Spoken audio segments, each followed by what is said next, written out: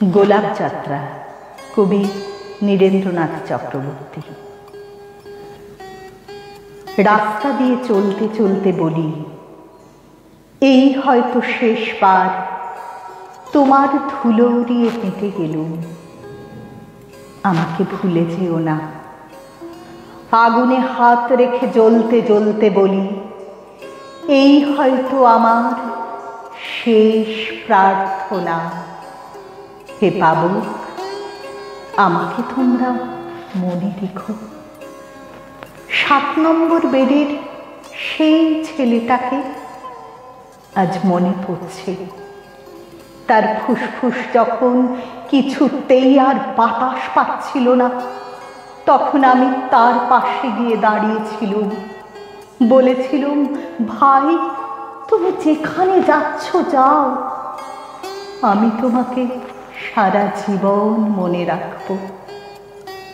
কিন্তু সারা জীবন বলতে আজ আর দৃষ্টি আমার যোজন যোজন ধাবিত হয় না। দিগন্ত আজ চোখের নেহাত সামনে এসে ঠেকেছে। আমি দেখতে পাচ্ছি সংকীর্ণ এই পরিধির মধ্যে লাখো লাখ গোলাপ ফুলের মেলা বসেছে। তাদের কারো বয়স 14, কারো 19, কারো 23। আমি দেখতে পাচ্ছি তাদের মিছিলের অলক্ষ্যে ঘুরে বেড়াচ্ছে মৃত্যু। বৃন্ত থেকে যে কোনো মুহূর্তে তারা ঝরে পড়তে পারে।